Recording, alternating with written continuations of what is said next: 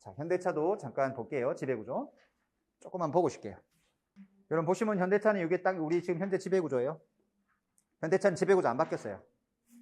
지배구조 안 바뀌었고, 이제 지배구조가 어떻게 바뀔 거냐에 대한 논의가 지금 되고 있는 게 지금 현대차입니다. 자, 한번 잘 들어보세요. 우리나라 대기업 중에서 유일하게 순환 출자가 해소가 안 된 기업이 현대차예요. 삼성도, 우리 여러 가지 지배구조를 좀 조정해가지고 삼성물산이라고 하는 회사, 지금 여러분들 구제일모직, 그 회사가 지금 여러분들 지주회사법 따라서 지주회사는 아니지만은 지주회사랑 유사한 역할을 하고 있죠. 거기가 이재용 회장이 맨 위에 있고 삼성물산이라는 회사가 여러 회사를 지배하는 형태로 돼 있다고요. 지금 현대. 현대차 보시면 순환 출자를 잠깐 보세요. 구조가 어떻게 돼 있나? 요 글로비스. 이 대주자고 하는 것은 여러분들 정몽구 회장님하고 정의섬 회장이 지금 지분을 개인적으로 가지고 있는 게 30%. 그 다음에 여기 모비스. 자, 보세요. 이 현대차가 지배구조가 재밌는 게 모비스가 현대차를 지배하고 있고 현대차가 기아차를 지배하고 있고 기아차가 모비스로 다시 가요. 그리고 현대제철을 통해서 다시 한번 돌아가요. 그리고 현대차로 뭐다 한번 또 사이클 돌아요. 이렇게. 지금 이해됐어요? 그러니까 모비스가 있는데 모비스 밑으로 현대차가 있고 기아차가 있고 기아차가 뭐다 직접 모비스로 돌아가는 게 있고 모비스가 뭐다 현대제철 그 기아차가 현대제철 통해서 돌아가는 게 있고 현대차 단에서 다시 한번 순환출자 돌아가고 깝깝하죠?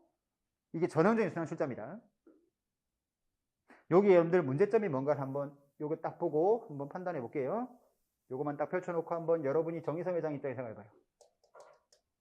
정의섬 회장 입장에서 뭐가 여러분들 제일 문제가 될 건지 한번 생각해 보죠.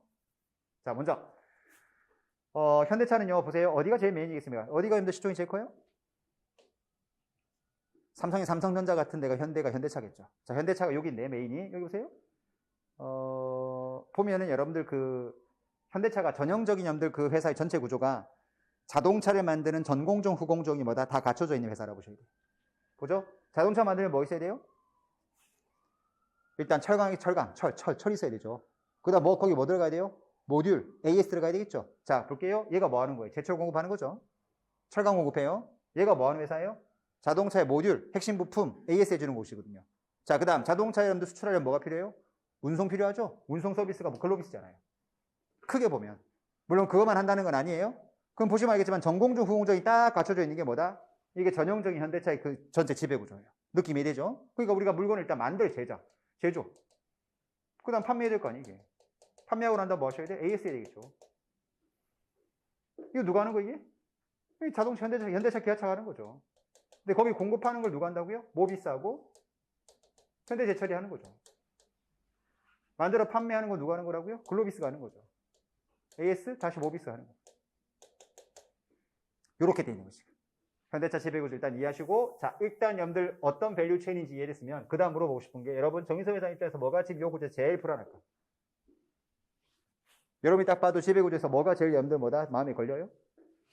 여기가 가장 밸류가 있는 회사예요. 그런데 여러분들 모비스가 이걸 지배하고 있는데 모비스의 지분이 몇 프로밖에 안 돼요. 이게 문제인 거예요.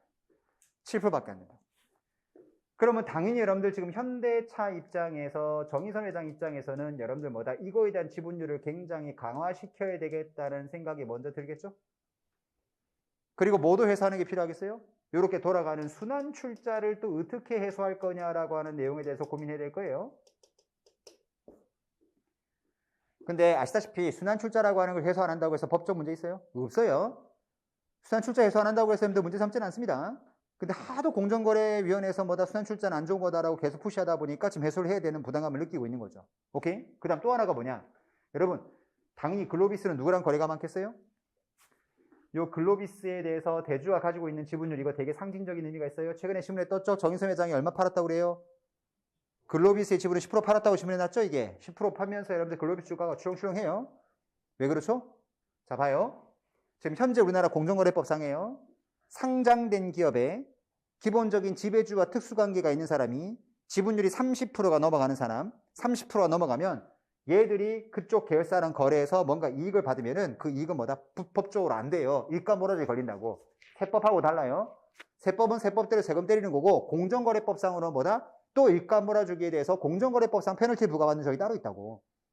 30%가 넘어가면 안 돼. 그래서 여러분들 뭐다? 대주주가 가지고 있는 지분이 이게 30% 미만으로 약간 29.9인가 그래요. 그런데 이게 법이 바뀐다고 22년도에 바뀌어서 몇 프로 이하가 되면 무조건 문제된다고 했냐면 20%가 넘어가면 안 된다고 바뀌었다고. 그래서 뭐다? 글로비스에서 여기 정의사 회장이 낼름 10% 판 거예요, 지금. 그럼 팔았다는 것은 여전히 뭘 하겠다는 거예요? 내부 거래 하겠다는 겁니다. 그렇지. 왜냐하면 글로비스는 현대를 위해서 존재하는 거니까. 그러다 보니까 이 내부 거래를 계속하게 되면 불법이 되다 보니까 지분을 빨리 팔아버린 거예요, 지금 10%를.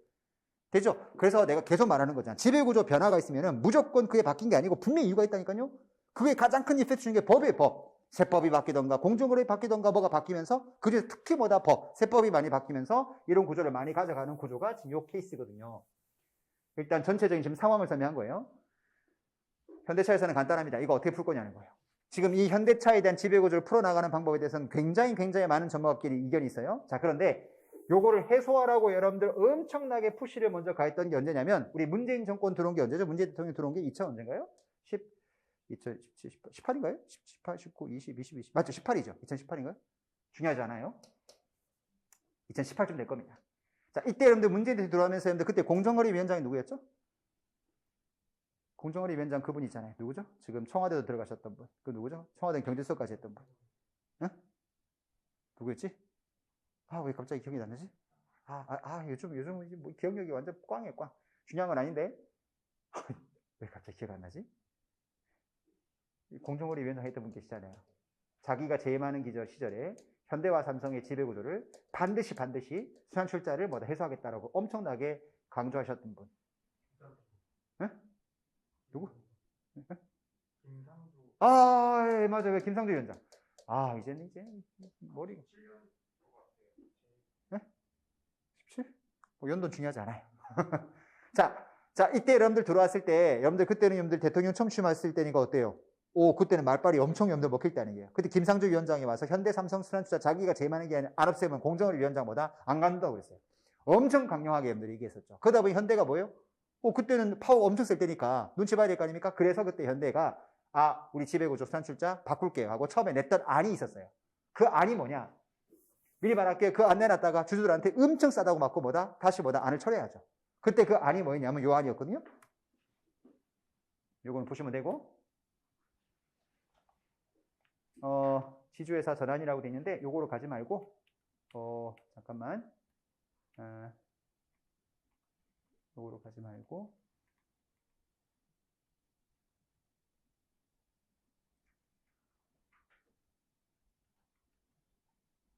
요거로 보여드리겠다.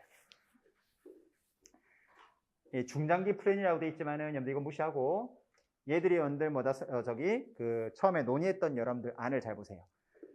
여러분 제가 말하지만은 어떤 기업의 사례를 보면서 요 사례에서 여러분들 왜 그런 이유를 했을까라고 하는 거에 대한 중요한 포인트는 좀 짚어놓고 기억하자라고 했어요. 저번에도 봤던 우리 기업들 보면 딱딱 뭔가 차이 나는 중요한 포인트가 좀 있었잖아요. 그럼 여기는 어떤 게 중요한 포인트였을까 볼게요. 아까 지배구조 같이 보여주는 게 좋겠구나. 요거 다시. 여러분 요 구조 다시 한번 기억해요. 자, 요 구조에서 여러분 이 지금 누구 입장? 정의선 회장 입장에서는 모비스의 지분이 여러분들 굉장히 약하죠. 그리고 순환출자 해소해야 돼. 그 두 개를 지금 해결해야 된다고. 그럼 방법이 제일 좋은 거는 요 순환출자에서 제일 좋은 게 뭐냐? 여러분 지금 현대모비스의 지분을 누가 제일 많이 가지고 있어요? 기아차가 제일 많이 가지고 있죠. 아니 순환출자를 해소하는 거니까 제일 좋은 건 뭘 딱 띄우는 게 가장 좋아요. 기아차가 현대모비스 가지고 있는 이 지분을 딱 끊어버리고 이걸 요 대주주가 가져오면 그럼 제일 지분율도 강화되면서 순환출자가 끊기자. 제일 큰 염들 동맥주기가 끊기잖아요. 다시 돌아가는 구조인데 대주주 입장에서 현대모비스의 지분이 약하니까 기아차가 가지고 있는 현대모비스 지분을 정의선 회장이 가져오게 되면 그러면 가장 효과적이겠지. 그래서 처음에 논의됐던 게 뭐가 있었냐면요. 지금도 논의되고 있는 것 중에 하나예요. 글로비스의 지분을 10% 매각하고 그 다음에 또 여러분들 뭐가 논의됐었냐면 지금 여러분들 올해 지금 그 IPO 가는 여러분들 대상기업 중에서 현대 계열사 중에서 현대 엔지니어링 있죠. 현대 엔지니어링. 이것도 건설사예요. 근데 현대가 건사가 두 개 있다고. 현대 건설도 있고 현대 엔지니어링이 있고. 근데 이게 모회사 다회사 관계거든요. 이렇게 왜 태생이 만들어졌냐 설명하면 길어지는데 어쨌든 현대 건설도 있고 현대 엔지니어링도 있어요. 두 군데가 우리나라 여러분들 그 건설사 중에 시공 능력이 다 10위 안에 들어가요. 두 군데 엄청 큰 데라고. 실제 현행도 대기업들 되게 커요, 시공 능력이. 거기가 지금 IPO 간다는 거거든? 근데 IPO 가는데 지금, 시총이 얼마 정도 되고 있냐면 잘 받으면 10조까지도 갈 수 있다고 그래요.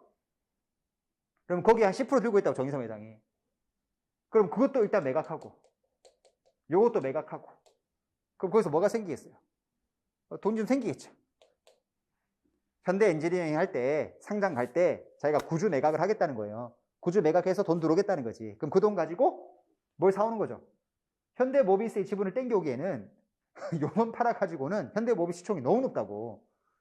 그러면 땡겨와봐. 기아차의 지분 일부도 못 받아와, 이게. 그래서 이 안을 좀 논의하는 사람도 있는데 이 안은 내가 현실성이 떨어져. 게다가 여러분 이거 다 팔면 세금이 엄청 터지겠죠. 엄청 터진다고. 그리고 또 하나 설명하면 여러분 아까 지금 글로비스 10% 팔았던 게 왜 팔았다고요? 아까 일가 몰아주기 걸리기 때문에 공정거래법상에 팔았다고 그랬잖아요. 그리고 얘들이 순환출자를 왜 지금 풀어야 되냐면 지금 올라가 있는 놈들, 법에 올라가 있는 법에 올라가 있는 놈들 내용 중에 순환출자로 돌아가는 놈들 지분은 의결권 제한하겠다고 지금 붙었어요. 순환출자로 돌아가는 건 의결권을 제한하겠다는 게 지금 올라가 있거든요. 그러니까 지금 현대차는 빨리 풀어야 된다고 지금 이 내용을. 여러 가지 이유 때문에 현대차는 지금 풀어야 되는 그런 상황이 벌어졌는데, 그럼 다시 처음에 2018년도에 김상조 위원장이 야 순환출자 풀어라고 했을 때 현대차 가져왔던 놈들 대안은 뭐냐면 요게 모비스를 인적 분할을 할게요 라고 했어요. 인적 분할을 이렇게 한다고 했다고. 여기 봐요. 여기 모비스에서 여러분들 뭐를 띄어내나 보세요. 보니까 핵심 부품 사업하고 여러분들 AS 사업인데 그 AS 사업을 여러분들 분할을 해서 분할 신설법이 만든 다음에 이걸 누구랑 합해요? 글로비스랑 합하겠다고 그랬다고. 그럼 이걸 뭐라고 하죠? 분할 합병이라고 그래요. 스핀오프를 한 다음에 다른 회사랑 합병하는 거죠. 이 분할 합병을 딱 들고 왔다고. 분할 합병한 다음에 그 다음에 그 회사의 분할 합병 후 법인 그 회사의 대주주의 지분율을 어떻게 한다라고 했었냐면은 그 지분을 기아자동차한테 주고 기아자동차 들고 있는 모비스 지분을 받아오겠다고 했어요. 지금 대강 이해되세요? 다시 모비스가 있는데 이걸 인적 분할을 해. 그럼 정의선 회장이 7% 가지겠지. 그런 다음에 여러분 여기다 A 사업부를 누구한테 넘겨요? 글로비스 넘기는 거지. 글로비스랑 합병을 해. 그런 다음에 이 회사를 조금 묵혔다가 그 글로비스의 주식을 기아자동차랑 뭐 하겠다는 거죠? 수합하겠다는 거예요. 그럼 기아자동차가 뭘 가지고? 글로비스 주식을 가지고 대신에 기아자동차가 들고 있던 모비스 주식을 누구한테 주는 거죠? 대주주한테 주는 거죠. 왜냐하면 글로비스가 누가 지분이 제일 많아요? 현대는 지금 글로비스, 모비스 두 개의 축을 갖고 움직여야 되거든. 근데 글로비스는 누가 지분이 많아요? 정의선 회장 지분이 많다고.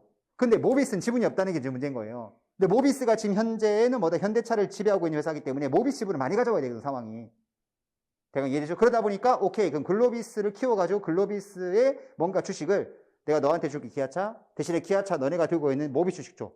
이렇게 해버리면은 여러분들 기아차가 누굴 지배하면 돼. 글로비스 지배하고 나는 그 윗단에 가서 모비스 많이 장악하면 밑으로 쭉 물고 뭐 할 수 있어요. 다 지배할 수 있는 거잖아요. 그렇게 안을 가져왔거든요. 그런데 여러분들 그때 기억나요? 엘리엇 펀드부터 해가지고 ISS 인스티튜셔널 쉐어홀더 우리 서비스라고 해서 요즘 주총에서 여러분들 뭔가 의결 아젠다 나왔을 때 요거는 찬성하는 게 주주한테 유리합니다. 이건 반대하는 게 맞습니다. 라고 의견 제시하는 여러분들 자문기구예요. 신문에 요즘 많이 나오잖아, ISS. 그죠? 이게 여러분들 인스티튜셔널 쉐어홀더 서비스예요. 국제기구입니다. 거기서 뭔가 커멘트가 막 나와요. 얘들이 엄청나게 많은 반대를 했지.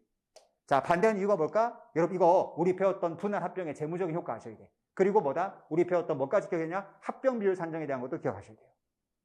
자, 봐요. 이게 왜 반대가 될 수밖에 없나? 그럼 옛날 배웠던 거 기억나야 되는데 여러분 우리 이렇게 분할을 해요. 분할하게 되면 인적 분할을 했을 때 그럼 분할 비율을 산정해야 되잖아. 그럼 분할 법인이 있고 분할 신설 법인 띄어낼 때 이 신설 법인의 진정한 가치를 계산해서 분할 비율을 산정한다고 했어요. 아니면 쪼갤 때 그냥 기존에 있었던 회사 사업부의 자산부채 띄어내는 사업부의 자산부채의 순자산 비율로 분할 비율을 산정한다고 했어요. 후자라고 내가 얘기했잖아요. 그냥 순자산 규모로 뭐다 자른다고. 그러면 당연히 순자산 규모가 큰 회사가 뭐가 높게 나와요? 분할 비율이 많이 나온다고. 가치가 높게 나온다니까. 근데 실제 경제적 가치는 어때요? 그렇게 산정되는 게 아니죠. 지금 이해돼요? 오케이. 그러면 여러분 잘 느껴봐요. 모듈 사업하고 다시 그게 핵심 부품 사업하고 A 사업인데 A 사업은 여러분들 약간 서비스 성격이에요. 근데 부품 사업은 여러분들 뭐다? 이건 제조거든. 그럼 어디가 순자산이 클까? 어디가 여러분들 크겠어요? 당연히 분할 떼어냈을 때 기존에 있었던 여러분들 지금 현대모비스에서 요 A 사업부를 떼어내고 부품 사업을 두게 되면 부품 사업은 순자산 규모가 클 수밖에 없다. KPX가 많이 투자되어 있으니까. 근데 A 사업은 서비스 업종이니까 순자산 규모가 얼마 안 돼요? 그러면 기본적으로 이걸 떼어냈을 때 모듈 사업부의 여러분들 뭐다? 이거의 비율이 봐요. 0.79, 0.1이잖아. 여기가 엄청나게 뭐다? 분할 비율은 낮게 나온다고. 그런데 누가 돈을 많이 벌었냐? 실제 손익 관점에서는 모듈 A 사업이 훨씬 밸류가 높았다고. 돈을 많이 버는 사업부였다고요. 이해되세요? 오케이? 자, 그럼 봐요. 나는 어디에 가치가 높게 평가되는 것을 낼름 받아오는 게 좋아요? 정의선 회장 입장에서는? 글로비스가 지분이 많다고. 그러면 저기에 모비스에 있는 사업 중에서 굉장히 미래 캐시파가 좋은 것을 낼름 싸게 받아오는 게 제일 좋거든. 그러면 글로비스 가치가 확 커지고 그 커진 거로 뭐다? 기아자동차 들고 있는 뭐다? 모비스 지분을 확 수합해버리면 내가 많은 걸 받으면서 뺏어올 수 있는 거잖아요. 그러다 보니까 글로비스의 가치를 높게 평가받고 싶으니까 자, 그러면 일단 분할해. 대신 AS를 띄워내. 순자산 규모 작으니까 띄워올 때 뭐다? 비율은 얼마 안 돼. 대신에 이게 돈을 벌어주는 것이거든. 자, 근데 누구랑 합병한다고요? 글로비스랑 합병을 때려. 야, 그럼 뭔가 봐봐요. 우리 삼성염들 뭐다? 바이오로지스크에서 얘기할 때 글로비스 상장. 지금 띄워낸 분할 신사업법인. 지금 글로비스에서 띄워낸 여러분들보다 A 사업부는 이거 비상장이잖아요. 분할 신사업법이니까. 그럼 얘랑 합병 때리면 상장과 비상장이 합병하는 거라고. 그럼 우리 배웠다? 상장, 비상장 합병하게 되면 여러분들 합병 비율 뭐로 산정하셔야 돼? 자본시장법. 그럼 여러분들 비상장에서는 무슨 가치로 가셔야 돼? 본질 가치. 그럼 본질 가치로 가게 되면 수익 가치 60%, 그 다음에 자산 가치 40%. 그런데 지금 띄어낸 모듈 이 A 사업부는 자산 가치가 별로 없다고요, 지금. 그러면 여러분들 비율이 뭐다? 40%는 거기 빵원 넣어, 빵. 그러면 수익 가치만 60% 모아갖고 밸류 계산되겠지. 그러면 글로비스랑 여기 액기 사업이 들어오는데 자본시장법에 따라 평가를 해야 되니까 조작을 할 수가 없잖아요? 그럼 여러분들 밸류가 굉장히 낮게 나올 거라고. 그러면 기본 입장에서 미래 캐시플로우 굉장히 창출을 잘해줄 수 있는 회사가 들어오는데 내가 지금 지분 많이 들고 있는 글로비스의 가치 높게 평가되고 받아오는 뭐다? 모비스의 사업부는 가치를 낮게 평가해서 합병을 때릴 수가 있는 거죠, 이게. 그럼 누가 유리하다는 거죠? 글로비스의 지분을 많이 들고 있는 주들이 훨씬 유리한 거지. 글로비스 입장에서 유리한 거고 모비스 입장에서 불리한 거 이게요. 그러니까 이게 딱 발표했을 때 모비스 주가는 엄청 빠지고 글로비스 주가가 엄청 올랐잖아요. 이런 계획을 발표했을 때. 글로비스가 유리하니까. 그래서 우리 통상 여러분 이렇게 지배구조 바뀔 때는 어느 회사 주가가 더 많이 갈 거라는 말을 많이 해요. 대주주가 지분을 많이 가지고 있는 회사의 가치가 좀 높게 올라갈 거다라고 보통 많이 보잖아요. 왜? 거기를 더 유리하게 만들 가능성이 많다라고 이미 이제 시장에 알려져 있어갖고 요즘은 그렇게 잘 안 돼요. 물론 그런 경우도 많이 있지만 요즘은 이제 이게 뭐라고 하나 눈치가 보이는 거죠, 이제. 그러다 보니 옛날처럼 뭐다 패턴이 똑같이 대주주가 뭐다 많이 지분 가지고 있는 회사가 무조건 올라간다라고 보기는 힘들어요. 하지만 옛날엔 그런 게 되게 많았지. 이렇게 뭔가 안을 짜가지고 아까 말했지만 기아자동차의 모비스를 바꾸겠다라고 하니까 이제 많은 주들이 이건 아니잖아? 이건 아니지 않니? 라고 하면서 슬쩍 뭐다? 현대차가 이 지배구조 계획안을 처리해요, 그냥. 워낙 뭐다 시장에서 말이 많으니까. 국가에서 은근히 공정거래위원회에서도 이건 아니지 않니라고 푸시가 들어왔다는 소리도 있고 굉장히 말이 많았어요. 그 상태에서 한번 여러분들 위드주로 된 다음에 그 다음에 지금 2, 3년 동안 하나도 뭐다 지금 진전이 된 게 없어요. 근데 아까 말한 것처럼 여러분들보다 순환출자 지배력 제한하겠다. 지금 여러분들이 그런 상황이 발생하니까 지금 현대차 입장에서는 야 이거 어떡하지? 라고 고민하다가 여러분 제일 쉬운 구조는요. 제일 쉬운 구조는 지금 요 내용 지금 내가 말씀드린 겁니다. 이 제일 쉬운 구조는 어떻게 하는 것도 하나의 방법이겠어요. 자, 여러분이 요거 지배구조 여러분들 다 바꾸고 싶다라고 한다면 어떤 방법도 여러분들 좋은 방법일까? 이 상태에서? 지금 현대차는 답이 안 나왔어요. 아니 여러 가지로 지금 논의가 되고 있는 중이지 어떻게 될지 아직 결정 안 났다고. 어떤 방법이 있을까? 뭐를 끊어내면 되는 거죠, 지금? 지금 안이 크게 두 개인데요. 모비스를 여러분들 메뉴로 올리는 방법, 아니면 글로비스를 지주회사로 만드는 방법, 일단 여러 전문가들 의견이 갈리는데 크게 의견 나누면 글로비스를 최상위 지주회사로 만드는 방법과 모비스를 최상위로 만드는 방법 두 가지가 지금 논의가 되고 있어요. 뭐가 될지는 나도 잘 모르겠어요. 근데 쉬워 보이는 것은 여러분들 뭐가 쉬울 거냐라고 하는 건데 가장 쉽게 좀 설명하는 사람은 어떻게 설명하는 거냐? 지금 어쨌든 여러분들 대주주 글로비스의 지분을 누가 제일 많이 들고 있어요? 아니 이 대주주가 여기 지분을 제일 많이 들고 있잖아요. 물론 10% 매각했지만 그래도 20%대 가지고 있으니까 뭐 20% 조금 언더긴 하지만 이걸 제일 많이 들고 있잖아요. 그러다 보니까 글로비스를 최상위로 놓겠다고 하는 사람은 간단합니다. 이거 메뉴로 올리고 글로비스가 뭐 한다고 보는 거죠? 야, 기아차 들고 있는 지분, 모비스 지분, 얘가 다 사오는 거죠. 글로비스가. 요거 띄어내고 이거 띄어내고 얘가 다 받아오는 거예요. 그럼 뭐가 메뉴 올라가겠죠? 간단하잖아? 그럼 글로비스가 메뉴 올라가는 거죠. 그렇게 주장하는 보다 유력한 애널리스트도 있어요. 아니, 왜 그런 말이 하는 거냐면 여러 가지를 짜봤는데 너무 뭐다? 거래 비용이 많이 발생하고 복잡한 거야. 그러니까 그냥 간단하게 글로비스가 다른 기업 들고 있는 모비스 지분 다 떠나온 다음에 그걸 다 받아갖고 뭐 글로비스 메뉴에 올리고 그다음 모비스, 현대차, 기아차 이렇게 가는 거죠. 그래서 이렇게 지배구조 만드는 게 가장 심플한 방식. 근데 그거보다도 여러분들 우리 항상 말하는 거 하나 있잖아. 뭐 있죠? 요 지분 약하면 뭐가 제일 먼저 떠올라야 돼요? 그렇죠. 자사주 땡긴 다음에 인적 분할 땡긴 다음에 수압 때리는 거지. 이해돼요? 그런데 그거를 못할 거다라고 하는 게 작년까지 지배적인 얘기다. 왜? 아까 말했지만은 21년도에 중반쯤에 이거 빨리 지주회사 우리 자사주 매직 이용하려면 모비스가 자사주 확 땡긴 다음에 우리 스피노프 인적 분할 때려서 수압 때리면 되잖아요. 지금 대화하죠. 그런데 그렇게 했을 때 아까 말했지만 대주주가 분할 신설법인 주식을 분할 법인한테 주고 내가 위로 올라가려면 양도세를 내는데 양도세 이연시켜주는 조항이 작년까지 유효했었다고요. 그럼 작년 했었어야 돼. 근데 작년에 시간이 너무 안 남은 거니까 이게 물건을 갖다 본 거야. 그럼 이 방법도 안 쓸 거다라고 지금 얘기했는데 작년도 말에 법이 바뀌어서 2년 더 유효했게.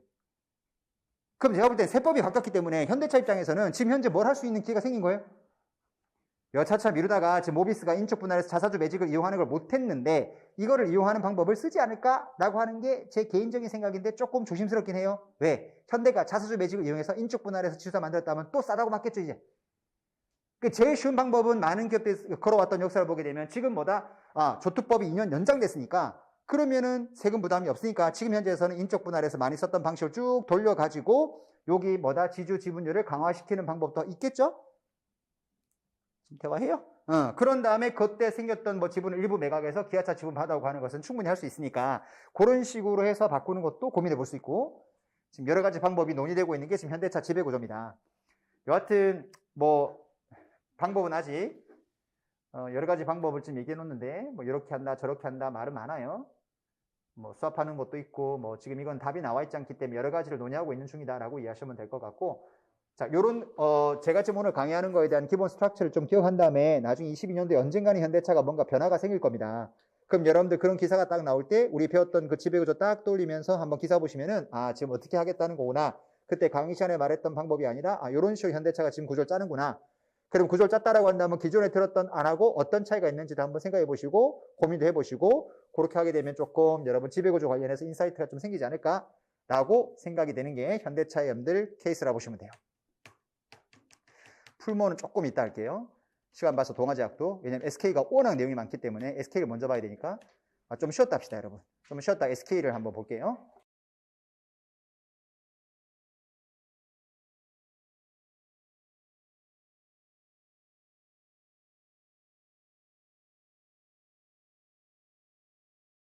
자, 이제 SK 케이스를 좀 볼게요.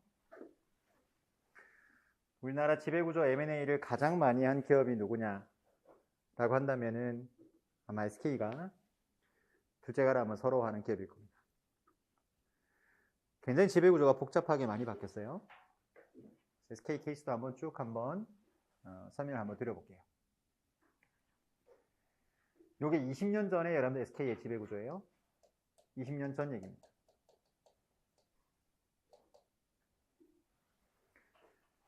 일단 이 전 단계도 쫓아갈 수 있어요. 우리 SK가 이제 선경이라고 하는 그룹이었는데 그 그룹이 이제 SK로 바뀐 건데 그 전까지 가면 너무 복잡하고 저는 개인적으로 SK그룹이 저한테는 굉장히 이제 이제 대학생이 되고 난 다음에 SK그룹이 저는 개인적으로 가장 지금 현재 호불호에 대한 얘기를 하는 건 아니고 저 개인적으로는 SK그룹을 개인적으로 되게 좋아하는 여러분들 계기가 됐던 그룹 중에 하나가 SK인데 제 개인적인 얘기예요. 제가 다녔던 학교가 정문에 딱 들어가면 학교에 수업을 들을 수 있는 건물까지 걸어서 한 15분을 들어가야 돼요. 거지 같은 학교가. 너무 힘든데 우리 학교 앞에 여러분 원래 이제 경영대까지 가려면 한참 걸어 들어갔어야 되는데 SK그룹이 그 정문 옆에 경영대 건물을 지어줬어요. 거기가 아직도 기억나는 게 선경관이었거든요. 그러니까 SK가 선경이라고 하는 그 SK인데 선경관을 만들어줘가지고 입구 딱 들어가면 한 5분만 걸어가면은 이제 경영대 건물이 이제 생긴 거죠. 그래서 항상 늦게 가도 빨리 이제 왜냐면 옛날에는 조금만 늦게 가면 아예 그냥 안 들어갔어요. 너무 많이 들어가야 되니까 이거 그냥 제끼자. 그런데 이제 건물 앞에 SK가 이 건물을 하나 지어줘가지고 다른 과에 굉장히 시기를 많이 받았던 게 기억이 나요. 왜냐하면 학교가 되게 우중충했거든요, 건물이. 근데 성균관만은 굉장히 그때로 봤을 때 너무 잘 지어져서 가지고 다른 과들이 되게 많이 이제 뭐 약간 부러워했던 그런 여러분들 경우가 있었습니다. 그래서 SK그룹이 그때 저희 과에 그 장학금도 많이 주고, 아시다시피 최태원 회장님의 여러분들 선대에 그 회장이 여러분들 그 교육 사업에 대해서 되게 투자를 많이 하신 분이거든요. 그러니까 장학금을 되게 많이 주고 재단도 많이 이제 교육재단도 많이 운영해 하셔가지고 투자를 많이 했던 여러분들 그룹입니다. 그 전 단계는 제외하고 이렇게 지배 구조가 되어 있는 게 SK그룹이었는데요. 이게 지금 바뀌어 나가는 과정을 지금 하나씩 볼 거예요. 일단 SKCNC 지금은 없죠. 어떻게 사라지는 나중에 볼게요. 그 다음 SK. 여기 여러분들 알고 있는 SK 이게 지주회사예요. 이게 지금 현재 SK 지주회사. 그리고 SK 지주회사가 지금 텔레콤 가지고 있고 SK 글로벌, 현 네트워크스예요. 옛날에 분식으로 문제됐던 겨. SKC, 뭐 기타 자회사들. 그래서 SK가 옛날에 뭐라 불렀냐면 이제 옥상옥이라고 불렀어요. 무슨 말이냐면 지주회사 위에 또 뭐가 있는 거죠? 또 뭔가 또 다른 회사가 있는 거죠. 그래서 옥상옥이다 이런 말을 되게 많이 했어요. 여기서 하나 말씀드리고 싶은 거, 여러분 상장회사가 이렇게 있는데 이게 대표이사가 직접 지분을 들고 있는 경우도 있지만 상장회사가 있는데 요게 별도로 법인 하나 만들고 비상장, 그리고 여기에 CEO가 있는 그림. 여러분이 대표이사면 왼쪽이 나요? 오른쪽이 나요? 아까 SK래, 셀트리온님들, 헬스케어 여러분들 홀딩스가 만들어진 배경을 한번 잘 생각해 보라고. 물론 조금 여러분들 경우의 수는 다르지만 요 경우가 되었을 때 훨씬 더 여러분들 우리가 이제 CEO 관점에서 봤을 때는 훨씬 더 선호되는 구조예요. 왜 그럴까? 아까 상장 법인이 있는데 여기 법인을 하나 세워놓으면 CEO가 직접 여러분들 주총에 참석 안 해도 되는 거잖아요. 법인이 하나 세워져 있는 형태니까. 그럼 얘가 직접 주주로서 권리 행사하는 게 아니고, 물론 얘가 행사하는 게 얘가 행사하는 거죠. 하지만 어쨌든 형식적으로 앞에 이 커튼을 하나 친 거예요. 더더군다나 또 중요한 건 뭐냐면 제일 좋은 게 이렇게 중간에 비상장 법인을 대주주로 세워놓는 가장 큰 장점이 뭐라고 하냐면, 여러분이 상장회사가 만약에 유상증자를 해요. 유상증자하게 되면 여러분들 지분 희석 안 되려면 유상증자할 때 기존 주주들한테 주주 배정으로 유증한다. 그럼 내가 여기 30% 지분을 들고 있다고 가정해봐요. 그럼 내가 이번에 유상증자 100억을 한다고 한다면 30억을 내가 태워야 지분 희석이 안 될 거 아니겠어요? 그런데 내가 개인이 들고 있다고 한다면 내 개인 돈으로 30억을 박아야 된다고. 근데 비상장 법인을 하나 만들어 놓게 되면 재무상태표에 나는 이 회사 법인으로 된 상태이기 때문에 이 법인이 30억을 조달하는 방법은 법인 차원에서 돈을 차입할 수도 있겠죠. 물론 개인이 차입해 30억을 꽂을 수도 있어요. 근데 훨씬 법인 형태로 돼 있으면은 뭐가 수월해요? 자금 조달이 수월하지.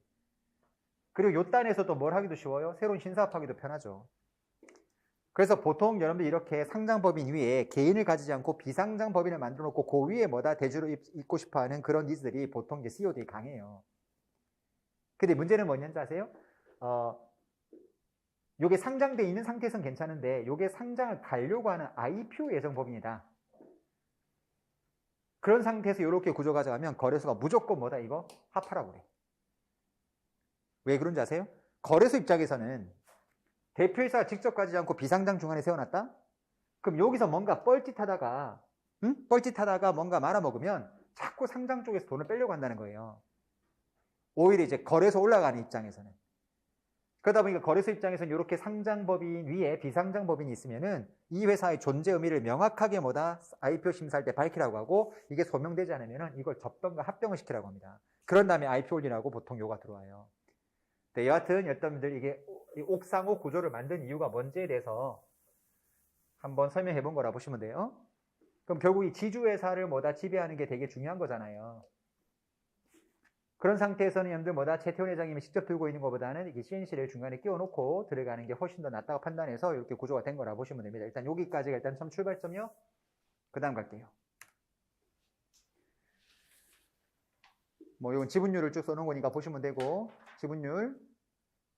자, 근데 이 지분율에서 여러분 조금 여러분들 봐야 될 게 뭐냐.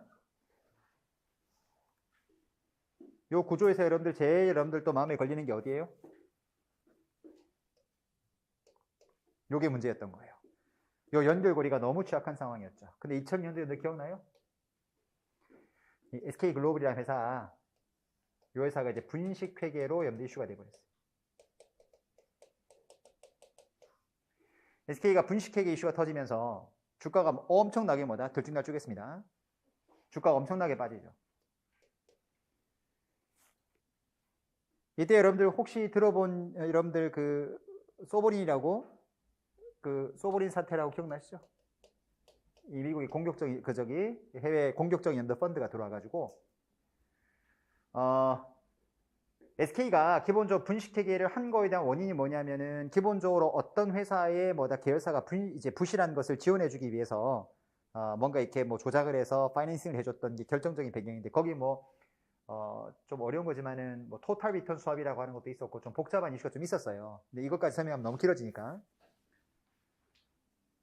그러니까 어떤 느낌이냐면 원래는 여러분들 이게 차입거래라고 외관상은 보이지 않는데 실질은 차입거래로 보가지고 회계 처리를 했었어야 돼요. 이 말이 들어가면 굉장히 복잡해지는데, 이 TRS가 뭐의 약자냐면 토탈 리턴 수합이라고 하는 건데요. 내가 주식을 들고 있는데 얘한테 형식적으로 판 거예요. 잘 들어보세요. 우리나라 대기업들 대주주가 많이 하는 건데, 내가 지분을 들고 있는데 여러분 이걸 누구한테 팔합니다. 보통 증권사가 중간에 많이 일을 해줘요. 그럼 증권사가 지분을 사줘. 그럼 일단 난 돈을 받지. 그럼 판 거잖아요, 이게. 근데 판 거로 끝나는 게 아니고, 그래서 3년 계약 기간을 했다. 그럼 3년 동안은 여러분들 내가 이 주식을 판 대주주가 증권사한테 일정 금액의 수수료를 줘요. 다시 내가 주식을 팔았는데 그러면 내가 대금 받았을 거 아니에요. 그럼 끝났어야 되는 거잖아, 매매 거려면. 근데 얘가 주식을 사갔는데 나중에 얘가 다시 사올 수 있는 콜옵션을 받아요. 그런 다음에 콜옵션도 받고, 그 다음에 얘가 만약에 몇 년 후까지 콜옵션 행사하면 외부에 팔 수 있는데, 팔았을 때 여러분들 일정 형태, 일정 수익률 빼고 더 먹는 수익률은 나도 중간에 쉬어하겠다. 이렇게 구조를 짜요. 그리고 팔기 전까지는 내가 일정 금액의 수수료도 주고. 그럼 이게 뭐 하는 거냐면, 얘는 팔았다라고 장부에 여러분들 회계처리돼 있지만은 토탈 리턴 수합 이걸 하게 되면 실질적으로는 뭔가 주식을 담보 잡고 대출받은 느낌이 강해요. 그래서 지금은 여러분들 기본적인 회계 컨셉이 잡혀 있는 게, 이게 옛날에 토탈 리턴 수합 같은 거래가 발생하면은 회사는 이거를 매각으로 회계 처리를 하는 거를 많이 선호했는데, 요즘은 이렇게 처리하게 되면은 그 지분을 매각한 거로 보지 않고 그 지분을 담보로 돈을 차입한 거로 간주를 해요. 그러면 결론적으로 말하면은 현금이 유입됐을 때 자산을 매각한 거로 보지 않고 이 돈을 빌린 거로 보는 거다 보니까 차입금을 잡으라고 돼 있는 게 지금 현재 우리 기본적인 컨센서스고, 지분율 판단할 때도 내가 매각은 됐지만은 그 주식에 대한 실질적인 권리를 내가 가지고 있기 때문에, 그래서 이거를 지분율을 내 범위에 포함시켜서 이거를 연결 대상으로 볼 거냐 말 거냐 판단하게 돼 있는 게 TRS라고 하는 회계처리인데 좀 복잡해요. 들어가면 더 깊어지니까. 여하튼 이 분식회계 이슈가 터지면서 여러분 소버린이 와가지고 어떻게 했죠? 완전 휘졌죠. 엄청나게 여러분들 휘졌습니다. 결론적으로 말하면은 여러분 이렇게 휘졌다 보니까 이제 최태원 회장 입장에서는 경영권 방어가 되게 중요했을 거 아니겠어요? 그럼 봐봐요. 소버린 입장에서는 이제 SK 주식을 매집을 해요. 왜? 분식 사건 터지니까 주가가 엄청 떨어지거든. 그때 쌀 때 주식을 매집한다고. 매집하면서 뭐라고 하냐면 내가 경영권에 참여하겠다는 말을 공식적으로 얘기를 해요. 그러면서 뭐라고 하냐? SK 지배구조를 전부 자기들이 적극적인 주주로서의 권리를 행사해서 지배구조 좀 개선시키겠다. 이런 말을 막 해요. 그러면서 여러분들 뭐가 여러분들 그때 이제 소보린이 얘기했던 것 중에 중요한 거냐면 요거 텔레콤. 이때까지만 SK 굉장히 많은 캐시카우는 텔레콤이었었거든요. 근데 이 텔레콤이 여러분들 캐시를 갖고 모든 회사를 뭐다 많이 지원을 해줬다고. 그런데 여러분들 소보린이 뭐라고 했냐면 내가 만약에 주주가 되면 대주주가 되면 이거 다 정리해서 이 SK텔레콤에서 배당을 엄청나게 많이 주는 것으로 이렇게 우리가 하겠다. 근데 SK텔레콤의 캐시카우를 다른 계열사의 부당 지원으로 많이 쓰이는 그런 구조가 좀 있었거든요. 그러니까 내가 지배구조를 뭐다 대주주가 되면은 이런 거 다 정리해서 SK텔레콤의 그 부당 지원을 막고 그 유보 현금을 가지고 배당을 많이 주는 형태로 가겠다고 막 이렇게 어나운스하다 보니까 소액주주, 외국 외국인들 투자자들 요게 굉장히 동조를 하죠. 그래서 최태원 회장이 SK에 대해서 엄청나게 경영권 위협을 받아요. 근데 어쨌든 결론적으로 경영권 방어할 때 가장 좋은 방법이 뭐예요? 엄청나게 시장에서 다른 계열사들이 막 동원을 해가지고 자사주도 매입하고 다른 계열사들이 여러분들 엄청나게 SK 주식을 사줘요. 그래서 지분 구조 봐요. SK가 10.4% 자사주 가지고 있는데 요 지분율 보시면은 아까 요렇게 돼 있었던 지분율이 SK입니다. 지금 SK 지주회사의 지분율이 지금 요렇게 돼 있었던 거거든요. 요렇게. 근데 여러분들 지금 보시면은 아까 여러분들 SK가 뭘 들고 있었죠? 자사주가 10% 있었잖아요. 근데 자사주는 여러분들 뭐가 없어요? 의결권이 없잖아요. 그래서 그 자사주를 얘들이 누구한테 파냐면은 여러분들 보세요. 여기 봐요. SK케미칼 쪽에도 팔았죠. SK건설 쪽도 팔았죠. 최태원 회장님은 아니고 여기 SK 계열사 임원들한테 팔았죠. 여기 보면 이게 매각이 되기 시작해요. 결국 무슨 말이냐면 소보린이 런드 지분을 많이 취득하니까 소보린 유효 지분율이 올라가는 거야. 그럼 자사주를 우리 배웠다시피 여러분들 의결권이 없다 보니까 그대로 두면 안 되니까 이 자사주를 다른 계열사들한테 팔아가지고 그 계열사들이 와가지고 백기사를 한 거죠. 이해돼요? 구조? 여기까지. 그래서 결국은 여러분들 소보린이 이렇게 하지 않고 결국은 자기가 하겠다는 것을 어나운스는 했지만 결국 나중에 뭐죠? 팔고 나갔죠. 그러면 당연히 이렇게 여러분은 경영권에 분쟁이 생기면 주가는 어떻게 돼요? 무지하게 오른다고. 서로 지분율을 매수하기 위해서 엄청 매집을 할 거니까 주가가 엄청 올라갔지. 그래서 소보린이 그때 먹고 간 게 거의 1조 가까이 먹고 빠졌다고. 그래서 여러분들 SK가 원천적인 여러분들 이 트라우마가 있는 거예요. 경영권에 대한 위협. 그러니까 최태원 회장 입장에서는 SKCNC를 통해서 SK를 홀딩 컴퍼니 지배해야 되는데 이게 한번 경영권 위협을 딱 한번 당하다 보니까 굉장히 그거에 대해서 민감할 수밖에 없는 과거의 스토리가 있었다고요. 그러니까 그런 것들은 좀 이해를 해줘야 된다고. 왜냐면 이런 걸 한번 당하게 되면 트라우마가 생기는 건 너무나 당연한 거 아니겠어요? SK그룹이 넘어갈 뻔했으니까. 자, 그 다음부터 이런 스토리가 딱 있고 난 이후부터는 SK가 이제 지배구조를 바꾸기 시작합니다. 그럼 여러분 SK가 아까 말했지만 경영권의 위협을 받다 보니까 경영권 위협을 받을 때 우리가 제일 먼저 했던 거, 여러분 SK 스토리가 왜 중요한 거냐면 SK 스토리 쭉 한번 가면 인적 분할, 물적 분할, 합병이 다 나오니까 여기서 한번 복습을 하는 구조라 보시면 된다고. 자, 경영권 위협에서 가장 많이 하는 게 아까 오늘 했지만 인적 분할이죠. 인적 분할, 자사주 매입. 그럼 순서가 자사주 매입 먼저 일단 땡겨놓고 그런 다음에 인적 분할 한 다음에 수합하는 형태. 자, 보세요. 아까 여러분들 지금 보시면 SK가 SKCNC가 좀 더 많이 가지고 있는 건데 여기 자사주가 많이 늘었죠? 일단 자사주 이빨 땡겨놓고 뭐 하는 거죠? 일단 여기 보시면은 여러분 여기 SK가 여기 SK에너지를 뭐 하고 있죠? 인적 분할한 거죠. 그럼 여러분들 여기 SKCNC가 양쪽 지분을 갖게 되는 구조는 우리 많이 봤던 구조잖아요? 그런데 자사주 매직 때문에 여기 얼마를 더 들게 돼요? 17.3%가 더 붙게 되는 거죠, 이게. 여기서 우리가 뭘 한번 이용한 거다? 자사주의 매직을 한번 이용한 거죠. 그래서 인적 분할해서 그 다음에 자사주 매직을 이용해서 그 다음 뭐 한 거다? 현물 출자. 그럼 안 봐도 여러분 뭐가 되어 있습니까? SKCNC가 들고 있었던 11.1% 에너지 주식을 누구한테 주고? 그죠? SK한테 넘겨주고 그런 다음에 자신은 SK 주식을 더 받는 거죠. 그럼 뭐가 강화될 거다? 요 지분이 훨씬 더 강화될 거면서 그 다음에 에너지 쪽에 밑으로 내려가겠죠.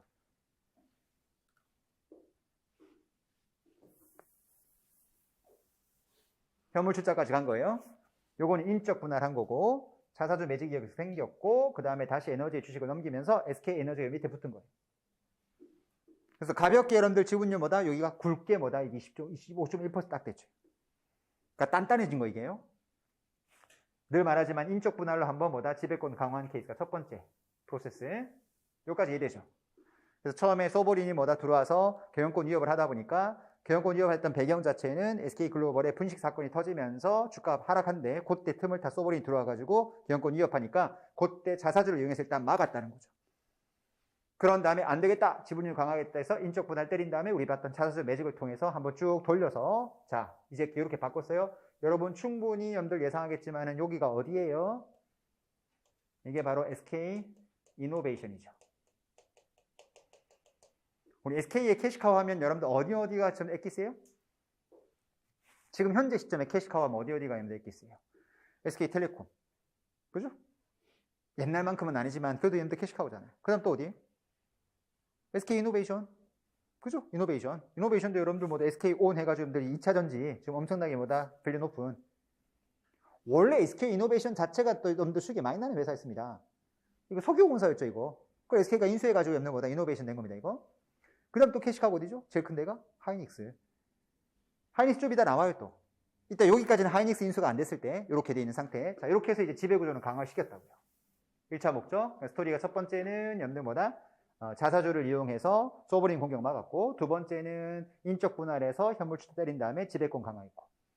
이 상태로 가다가, 그 다음을 가서 볼게요. 그럼 일단은 여러분들 아까 말한 것처럼 요 내용으로 지금 정리가 되어 있는 거죠. 요건 아까 지금 말한 거니까 지주회사 전환에 대해서는 아까 말한 거고요. 그 다음 보세요. 아까 그 지주회사 형태에서 여기만 띈 거예요. SK에너지만 띈 겁니다. 이제 무슨 분할 갔어요? 지금 SK 지주회사 밑에 뭐가 있었죠? SK 일단 최태원 회장님, SK CNC, 그 다음에 SK 홀딩 컴퍼니 그 밑에 뭐다? SK 텔레콤도 있었고 이노베이션도 있었고 다른 회사 몇 개 있었고 여기 SK 에너지 회사가 여기 뭐가 된 거냐? 여기 다시 뭐 한 거죠? 물적 분할한 거예요. 물적 분할이 된 거예요. 근데 여기서 물적 분할을 한 이유 자체는 여러분들 가만히 보시면은 여기 중간 지주회사를 만들면서 물적 분할하는 거니까 각각 사업부가 뭐 있었냐면 여기 정유, 화학, 윤활유. 요게 뭐죠 이게? 이게 정유 사업, 요게 이노베이션 쪽. 그다음에 여기가 여러분들 뭐죠 이게? SK화학. 그다음에 여기 SK 루브리컨츠. 여기는 정유 사업, 화학 사업, 윤활유 사업. 요거는 물적 분할 외인 거예요. 우리 보통 물적 분할한다라고 한다면 항상 말하는 게 뭐죠? 자, 인적 분할하는 가장 전형적인 이유는 SK 케이스 보니까 뭐다? 지배력 강화. 지주회사 만들면서 하는 놈들 가장 일반적인 이유. 물적 분할은 내가 왜 한다고 그랬어요? 인적 분할이 됐던 물적 분할이 됐던 여러분들 외관상 놈들 제시되는 가장 큰 놈들 분할의 이유는 뭐 독립 경영 강화. 그죠? 우리 그다음 책임 경영 강화. 요걸 놈들 제일 많이 들고 있지만은 물적 분할의 가장 큰 케이스는 그 분할한 사업부를 우리 매각해 가지고 현금 유동화시키는 거. 기억나시죠? 오케이. 물적 분할하게 되면 100% 지분을 가지는 거기 때문에 얘가 지배력 유지하는 과정에서 몇 프로는 팔 수 있어요. 49%는 팔 수 있잖아요. 그죠? 아니면 IPO 시킬 수 있고. 근데 여러분 우리 물적 분할하면서 기억날지 모르겠지만 물적 분할할 때 누가 가장 많은 반대한다고 했습니까? 주들이 굉장히 많이 반대한다고 그랬잖아요. 왜냐하면 상장 법인이 하나가 있는데 엑기스 사업이 있는데 AB 사업부가 있는데 엑기스 사업만 뚝 띄어서 물적 분할한 다음에 이걸 뭐다 IPO 올려버리면 또 주주들이 막 들어오니까 더블 카운팅 되는 바람에 주가가 뭐다 위에 있는 상장법인은 30% 40% 디스카운트 되니까 여기는 주주들이 뭐다 반대 많이 했잖아요. 근데 여러분 이 물적 분할 관련해서 최근에 굉장히 재밌는 케이스가 몇 개 나왔죠. 물적 분할하게 되면 자 A 회사가 밑에 B를 내려갖고 이런 뭐다 IPO를 막 때리면서 요 A 회사 주주의 권리를 침해하다 보니까 요게 지금 가장 대표적인 예가 됐던 게 LG화학이라는 회사가 배터리 LG 에너지 솔루션 우리 말했던 거. 근데 올해 초에 지금 상장한다고 하죠. 그다음 SK분들 지금 뭐다 이노베이션이 SK온 여기도 마찬가지 배터리 사업 요거 물적 분할 IPO 시키겠다라고 하면서 SK이노베이션 주가가 비리비리 하다가 최근에 SK이노베이션 주가가 굉장히 많이 올라갔어요. 작년 말에 19만 원 하던 게 지금 뭐다 25만 원까지 갔다고? 한 1, 2개월 사이에. 왜 그러냐? 그 사이에 뭐가 생겼죠? 지금 이렇게 물적 분할 해가지고 이렇게 IPO 가면 여기 실제 이 분할 법인의 주주들이 굉장히 많은 이제 권리를 침해를 당하잖아요. 그러다 보니까 지금 여당과 야당에서 지금 여러분 여러 가지 경제 정책을 내놓고 있거든요. 한번 보세요. 이것도 주가에 굉장히 민감한 영향 주는 거니까 뭐라고 그랬냐면 물적 분할을 처음에 여당 쪽에서 강하게 뭐라고 했냐면 물적 분할을 못하게 하겠다고 했어요. 이건 완전 또라이 같은 정책입니다. 아, 기업이 뭔가 의사결정하는데 물적 분할 막겠다고 하는 것은 진짜 이건 너무 많이 간 거죠. 그래서 너무 많은 비난 받다 보니까 아니 내가 안 하겠다는 건 아니고 못하게 하겠다는 건 아니고 물적 분할을 허용해 줄 텐데 여당에서 뭘 들고 나왔냐면 여러분 요거 IPO 시킬 때 있잖아요. IPO 시킬 때 IPO 공모주를 여기 A 회사 주주가 먼저 받을 수 있는 신주인수권을 주겠다라고 지금 더불어민주당이 들고 났어요. 신주를 배정받을 수 있는 권리, 그냥 신주를 내가 먼저 참여받을 수 있는 권리. 그럼 만약에 LG화학 같은 경우에 에너지솔루션이 지금 물적 분할했잖아요. 그런 다음에 에너지솔루션이 뭐 한다? 이거 IPO 갈 때 이거 여러분들 지금 시총이 얼마까지 논의되고 있어요? 지금 거의 잘 가면 100조도 얘기하고 있더라고. 70조에서 100조. 지금 배터리 사업에 워낙 수상고 많으니까. 근데 저는 그렇게까지 보진 않아요. 저번에 말했지만 수상고는 되게 많은데 처음에 저가 수주를 많이 했기 때문에 이익이 그렇게 많이 날 것 같지는 않아요. 근데 어쨌든 배터리 사업에 대한 미래 포텐을 워낙 많이 보다 보니까 지금 거기 회사 가치를 많이 보는 사람 뭐 거의 100조 가까이 보더라고. 저번에 말했지만 특이하잖아요. LG화학이 여러분들 그 회사 사업하고 있을 때는 LG화학 시총이 30조, 40조밖에 안 되는데 갑자기 뛰어내서 상장하겠다고 하니까 이 회사 가치 100조를 보고 있는데 이게 더하기 빼기가 말이 안 되는 거잖아요, 이게. 이게 물적 분할이에요. 자, 그럼 봐요. 그래서 왜 사업부로 품고 있던 것을 띄어내서 별도 법인 만들면은 그 회사 가치가 뭐다 더 부각될 수 있다라고 말했던 거 기억나죠? 그래서 SK텔레콤이 인적 분할할 때 여러분 SK텔레콤이 인적 분할하면서 하이닉스 띄어내고 11건가 띄어내고 여러분 원스타 띄어내고 이런 거 그게 SK텔레콤 안에 묻혀있을 때는 안 보이다가 갑자기 툭 띄어내니까 저런 기업들이 텔레콤 안에 있었구나. 말이 안 되는 게 SK텔레콤이 하이닉스 들고 있었잖아요. 근데 하이닉스 가치를 더하면 텔레콤 가치가 제로가 나온다고. 텔레콤의 시총 계산할 때 하이닉스 주가만 반영해도 텔레콤 시총이 설명돼 버린다고.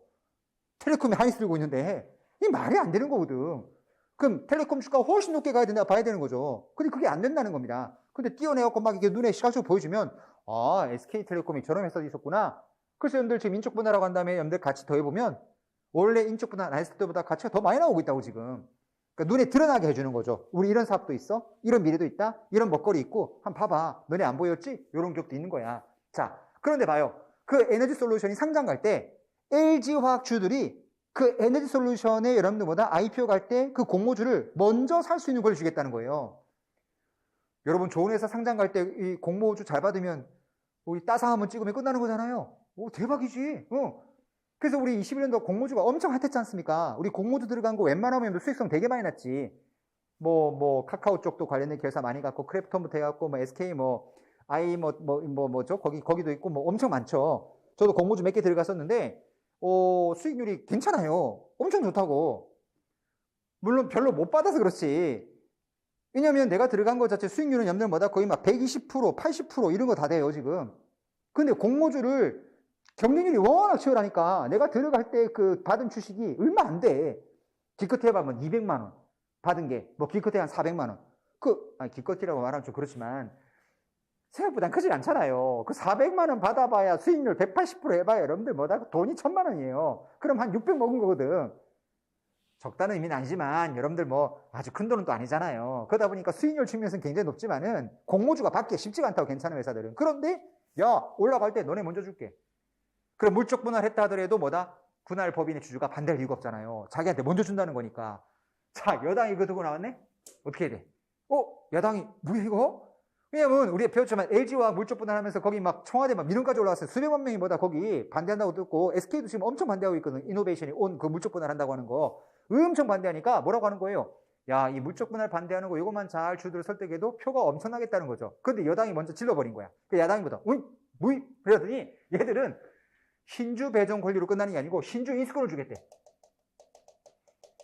이거를 거기 정책 만드는 사람이 생각하고 준 건지 그냥 비슷한 용어니까 막 썼는 건지 내가 정확하게 모르겠어요. 나는 후자일 가능성이 있다고 봐. 영혼이 없는 애들이 많으니까. 신주를 그냥 받을 수 있는 권리는요, 내가 참여할 수 있는 권리만 있는 거야. 먼저 받을 수 있는 권리. 근데 그러면 내가 권리 포기하자니까 그 실권이야. 그럼 다른 사람이 들어오는 거지. 이게 그냥 신주를 배정받을 수 있는 권리고, 신주 인수권은 뭐냐면 그냥 내가 권리를 팔 수도 있는 거예요. 이 권리를 거래할 수도 있다고, 신주인수권 자체처럼. 그럼 이 권리를 내가 팔 수도 있다고, 이게.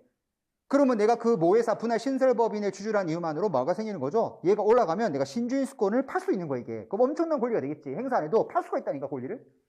그럼 가격이 오퍼 거래 되겠죠, 신주인수권이. 얘가 더 강력하게 준 건데 그런 의도로 준 건지, 같은 말을 같은 줄 알고 준 건지는 내가 모르겠어요? 부자같이 보이기도 해. 달라요. 신주를 그냥 내가 배정받을 수 있는 권리란 말과 권리를 팔 수 있다는 말은 완전히 다른 거거든. 근데 어쨌든 그래요. 지금 이렇게 물적 분할이 지금 이렇게 논의가 되고 있습니다. 그러니까 지금 LG는 빨리 올렸다고 지금. LG 엔솔은 여러분들 바로 지금 1분기 때 바로 하겠다고 지금 하고 있고, 근데 SK이노베이션이 지금 약간 뭐다? 이 뭐지? 근데 SK이노베이션 같은 경우는 물적 분할하고 한 다음에 이거 배터리 사업, 이거 KPX 들어가려면 뭐 해야 되냐면 이거 상장 가지 않으면 자금 확보 쉽지 않아요. 내가 볼 때 올리긴 해야 될 것 같아. 근데 올리는 과정에서 저번에 말한 것처럼 방법은 아까 말한 것처럼 SK이노베이션 주들한테 워낙 반발을 지금 많이 사고 있으니까 정치권도 지금 뭐다? 이거에 대해서 규제를 한다고 하니까 아마 제가 봤을 때는 조금 다른 형태로 뭔가 주주들한테 혜택을 주는 방법으로 뭔가 이제 주주 보상을 하지 않을까라는 생각을 지금 하고 있어요. 그럼 한동안 물적 분할하는 건 눈치가 좀 보이겠죠? 게다가 한다 하더라도 여러분들 그때 말한 것처럼 방법이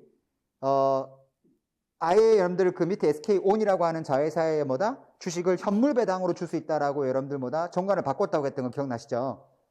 아예 주식을 현물 배당으로 줄게. 아니면 아까 말한 것처럼 IPO 갈 때 너한테 먼저 신주 배정을 줄게. 이렇게 할 가능성이 많아진 거죠. 그럼 원래 이노베이션이 SK온을 물적 분할한 다음에 IPO 간다라고 뉴스 터졌을 때 주가가 쭉 떨어지거든. 32만 원에 19만 원까지 떨어진다고. 그랬다가 여러분들 이 물적 분할 바뀌네?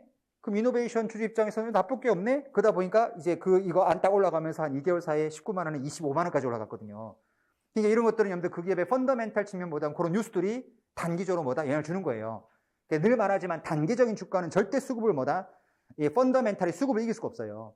아무리 펀더멘탈 좋아도 수급이 안 따라가면 이거는 어떻게 따라갈 수가 없다고. 그러니까 수급이 여러분들 제일 중요하고 단기는 장기적으로는 기업의 펀더멘탈이 주가에 영향을 줄 수밖에 없는 거고 그렇게 여러분들 보시면 되거든요. 그래서 어쨌든 물적 분할 같은 케이스는 지금 뭔가 정치권도 그렇고 전체적으로 바라보는 관점이 옛날엔 굉장히 네거티브한 임팩을 주는 걸로 돼 있지만 지금은 그거에 대해서 굉장히 많이 완화시키는 법들이 지금 논의되고 있다 정도는 감을 잡아야 되고 이런 물적 분할하니까 여기 지금 교환이 없지만은 우리 큰 그룹 중에 또 누구도 물적 분할하고 지주사 만든다고 뉴스 떴죠?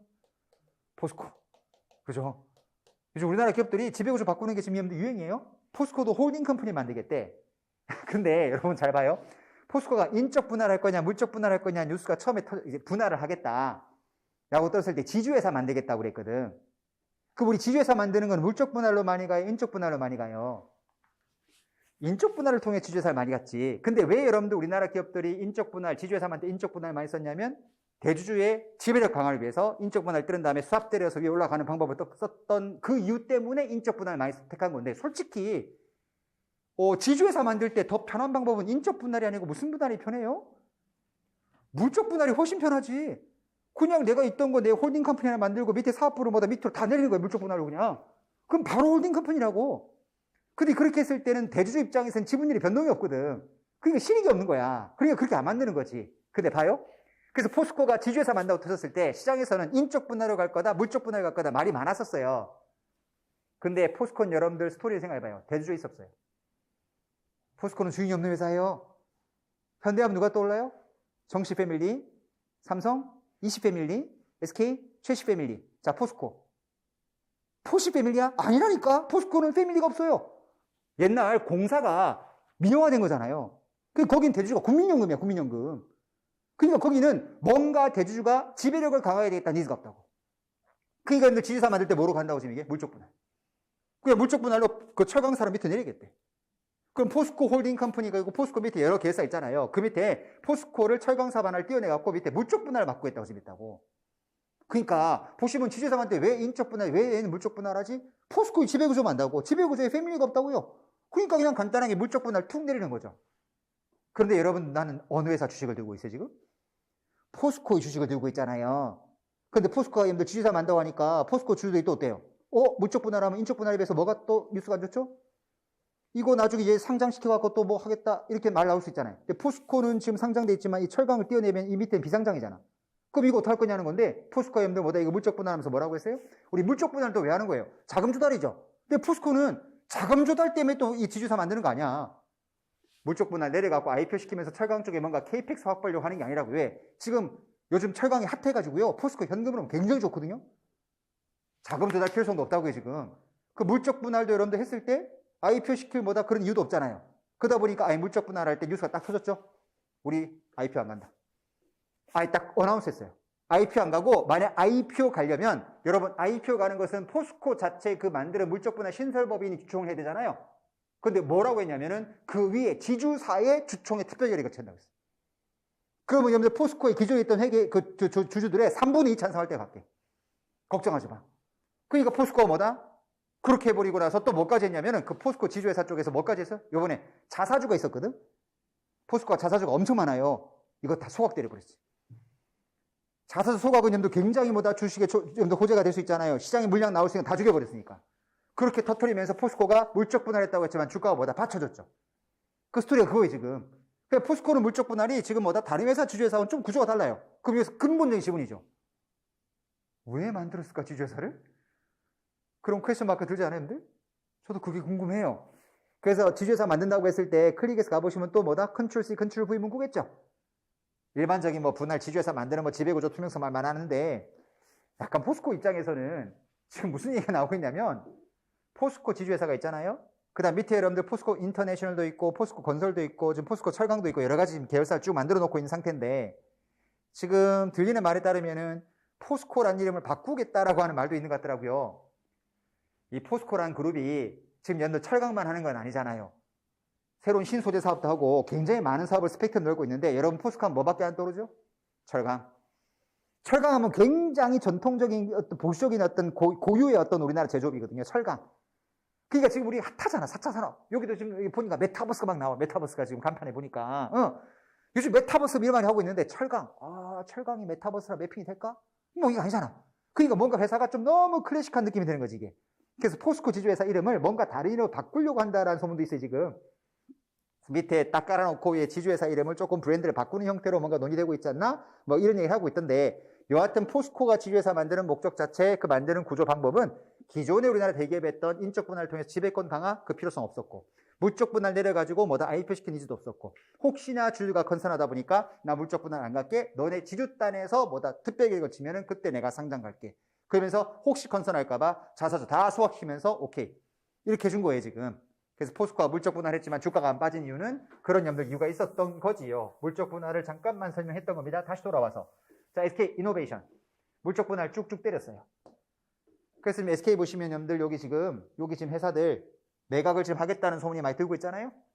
그래서 이노베이션 지금 들고 있는 여러분들 뭐다 밑에 있는 회사들 굉장히 매각 많이 했습니다. 지금 물적 분할하면 방법이 뭐다 IPO 시키던가 지분 매각하다가 둘 중에 하나잖아요. 그렇게 지금 물적 분할 통해서 지금 지배구조 가져가고 있는 게 보이고요.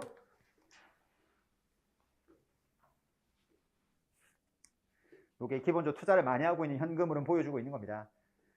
그러니까 물적 분할할 수밖에 없었던 이유가 뭐냐면 SK 이노베이션 쪽에서 이렇게 투자를 많이 하다 보니까 자금이 필요했고 그래서 물적 분할을 통해서 일부 IPO나 일부 매각을 통해서 자금 조달이 필요했다는 것을 말씀을 드리는 거죠. 이게 지금 그 얘기하는 거예요. 여러분 제가 왜 지분 레버리지라고 했던 거 이거 뭔지 기억나죠? 지분 레버리지가 뭘 얘기하는 거예요? 우리 재무 레버리지 이용했다는 것은 여러분들 자기 돈 다 안 집어넣고 차입금 끼고 들어와서 뭐다 수익성 났을 때 자기가 수익률을 극대화시키는 것을 우리가 뭐라고 한다? 재무 레버리지라고 하죠. 그럼 지분 레버리지는 뭐였어요? 물적 분할이 대표적인 지분 레버리지 이용하는 거죠. 내가 100% 딱 떼어내. 떼어내고 난 다음에 나 사업부 뭐다 지분율을 50% 남짓만 들고 있고 40몇 프로 매각하게 되면 돈 들어오잖아요. 돈은 들어오는데 뭐다 내가 지배되고 내가 가지고 있는 거죠. 그러니까 누구를 지배하는데 내가 100% 꼭 가질 필요는 없다는 거예요. 그죠? 50% 남짓만 들고 있으면 충분히 통제했으면서 나머지 지분을 매각해서 내가 돈을 벌 수 있기 때문에 이런 걸 이용하는 것을 뭐라고 한다? 지분 레버리지를 이용했다는 말을 쓰는 거예요. 물적 분할이 대표적인 이 지분 레버리지를 쓰고 있는 여러분들 그런 구조가 되는 게 SK 이노베이션 쪽의 중간 지주. 그다음 SK CNC에 대한 게 나오는데 여러분 SK CNC는 뭐로 돈 버는 회사겠어요? 여기가 뭐 갖고 아까 언제 그 봐요. SK 바이오 CNC 그 다음에 SK 밑으로 뭐가 있죠? SK 이노베이션 중간지주, SK 이노베이션 밑에 쭉쭉쭉 물적 분할, 텔레콤, 기타 회사. 메인은 세 가지니까 그거만 이렇게 이노베이션, 그 다음에 SK텔레콤, 그 다음 하이닉스 좀 이따 보고. 이 상태에서 여러분들 항상 이제 비난됐던 게 뭐냐면 여러분들 이제 옥상옥 구조인데 SK CNC는 뭐 하는 회사였을까요, 여러분? SK CNC는 SK 여러 계열사한테 빨대 꽂기 하겠죠, 빨대 꽂기. 그럼 빨대 꽂기 할 때 제일 많이 하는 게 뭐겠어요? 브랜드 사용료. 아니면 여러분들 뭐 IT 뭐 아웃소싱 또는 뭐 이런 거 있어요. 뭐 예를 들어서 우리가 지금 하려고 했던 회사 중에 하나가 의류 제조하는 회사인데 의류 제조하는 회사는 소싱이 필요하거든. 소싱. 그 소싱 할 때 소싱 업무를 하나 펑션을 딱 띄어내서 모 회사가 하는 거예요. 그러니까 결국 모 회사가 여러 회사한테 뭔가 할 수 있는 IT 솔루션이라든지 메인터넌스 업무라든지 아니면 부동산을 거기다 몰아놓고 임대를 준다라든지 브랜드 사용료를 받는다라든지 그런 식으로 해서 SK CNC가 돈을 막 벌어요. 이렇게. SK CNC는 알다시피 누가 여러분들 메뉴에 있죠? 재태원 회장. 최태원 회장이 SKCNC의 모든 프로핏은 다 뭐다 가져가는 컨셉인 거죠. 이게 비난이 많았었어요. 일단 당연하겠죠. 위에 옥상옥 구조에서 거기서 돈을 막 빼가니까 계열사 돈을. 그래서 SK 지배구조가 지금은 ESG를 굉장히 많이 강조하고 계시지만은 과거의 스토리 보게 되면 SK가 이 지배구조가 굉장히 뭐다 그렇게 썩 투명한 염두 상태에서 운영된 건 아니에요. 구조 보시면은 이 구조 딱 보는 순간 많이 CNC 만들어서 SK 각 계열사한테 프로핏을 쉬프팅 쉬었겠구나라고 하는 느낌을 가질 수가 있는 거죠. 이렇게 가져왔었는데 내부 거래 한번 보세요. 그 CNC의 내부 거래 중에 상당 부분이 다 뭐다 내부 거래잖아요. 그래서 최태원 회장이 가지고 있는 CNC에다 프로핏을 파킹하는 그런 구조를 가지고 있었던 게 여러분들 그 케이스라고 보시면 되는데, 자 보세요. 요걸 보는 게 좋겠구나. 자, 요 구조에서 여러분 어디하고 어디가 합병하나 보세요. 하루 이 내부 거래 때문에 말이 많다 보니까 SK CNC하고 SK가 합병을 해요. 근데 여러분이 합병을 한 염들 그 또 주된 이유가 뭔지 하나 설명해 드릴게. 여기 잠깐 보시면은 요 지금 이게 옥상옥인데 여기서 SK를 가지고 있고 SK가 밑에 또 가지고 있잖아요. 그럼 여기서 뭐가 여러분들 굉장히 제한이 될 수가 있냐면 잘 보세요. 여기가 맨 윗단이잖아요. 그럼 여기가 자회사예요. 여기가 손자회사죠. 지주회사 구조. 손자회사 밑에는 이게 증손자회사인데 요거는 여러분들 저번에 한번 말했지만 다시 기억해요. 홀딩 컴퍼니 경우에 여기 지금 맨 위에 모회사가 있는데 여기 자회사나 손자회사에 대해서는 이 모회사가 지분을 내가 지배력 가지려면 몇 퍼센트 이상 가져야 되냐면 작년까지는 상장은 20% 이상, 그 다음 비상장은 40% 이상, 근데 올해부터는 상장은 30% 이상, 그 다음에 비상장은 50% 이상 들고 있어야 돼요. 근데 더 중요한 건 뭔지 아세요? 증손자 회사 있죠. 증손자 회사. 요 단계 아랫단에 뭔가 증손자 회사를 인수하게 되면 무조건 내가 지배력 취득하려면 51%가 아니고 무조건 100% 사야 돼. 100%. 지금 대화한 거 우리 맞죠? 자, 그러면 여러분 요 상황에서 잡아요. 요 상황에서 여러분들 뭐가 이제 물건이 나오냐? 이제 하이닉스가 나와요. 하이닉스가. 응? 이제 하이닉스가 나오는데 여러분 요 구조를 잠깐 생각해 보자. 요 구조 그대로 둔 상태에서 하이닉스를 살 수 있는 여러분들 곳은 어디겠어요? 하이닉스가 가치가 꽤 되니까 이걸 인수할 만한 캐시카우 가지고 있는 곳은 SK그룹이 지금은 이노베이션, 텔레콤, 하이닉스 세 군데 캐시카우지만 이때는 가장 텔레콤이 지분이 많았을 텔레콤이 가장 큰 캐시카우를 창출하는 염들 법인이었어요. 그러면 텔레콤에서 뭘 취득해야 돼? 하이닉스 지분을 취득해야 되는데 여러분 이게 뭐 회사? 자회사, 손자회사. 그럼 요 밑으로 뭐다 하이닉스를 붙이려면 하이닉스 지분을 몇 프로 취득해야 돼? 100%요. 100%를 취득해야 되는 문제 생겨요. 지금 이해하죠? 지배력을 내가 가지려면. 지배력 안 가지는 경우는 뭐 10% 20% 가져도 상관없는데 지금 내가 하이닉스에 뭐다 지배력을 가지고 싶다. 내가 최대주가 되고 싶다라고 하면 무조건 100%를 사야 된다고. 이게 엄청난 맹점이에요 지금. 그러다 보니까 여러분들 뭐하고 뭘 합해야 되겠어요? 이 옥상옥이 있으면 안 되겠죠? 그래서 두 개를 합병을 하는 거예요. 합병을. 그렇게 합병을 해서 뭐다 이게 지금 우리 현재 SK 뭐다 홀딩 컴퍼니가 이렇게 나온 겁니다. SK CNC하고 SK를 합병해갖고 SK 홀딩 컴퍼니가 만들어진 거예요. 그리고 이노베이션, 텔레콤, 네트워크스 이렇게 돼 있는 거죠. 구조가. 이해됐어요? 그 다음에 SK 이노베이션 아까 말했지만은 요게 뭐다 물적 분할해서 쭉 여러분들 뭐다 회사가 지금 돼 있는 상태고 이 상태에서 텔레콤이 어디 사죠? 합병을 한 다음에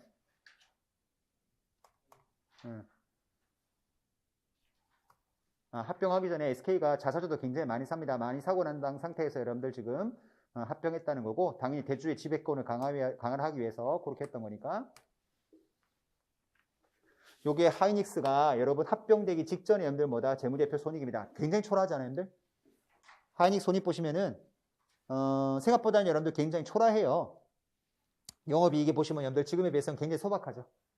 그잖아요. 옛날 하이닉스가 지금 이익이 몇 조가 났다라고 지금 가장 많이 나서 20조가 나는 회사인데 보시면 굉장히 영업이익이 소박하잖아요. 근데 SK가 이때 굉장히 뭐다 반도체 하이닉스를 인수를 잘한 거예요. 지금은 보시면 어마어마한 영업이익이 나고 있는 회사죠. 이 하이닉스 손익입니다. 자 보세요. SK텔레콤이 어디를 인수합니까? 하이닉스를 인수하죠. 여기까지. 그럼 여러분들 텔레콤에서 하이닉스를 인수하기 위해서는 뭐가 필요했던 거죠? 윗단에서 SK CNC하고 SK를 합병해줘야 하이라키 측면에서 얘가 뭐다? 지분을 요 정도만 취득해도 지배권을 가질 수 있는 상황이 된 거죠. 하이닉스가 상장이니까 얘가 몇 프로만 가지면 돼요? 요때는 20%만 가지면 되는 거지.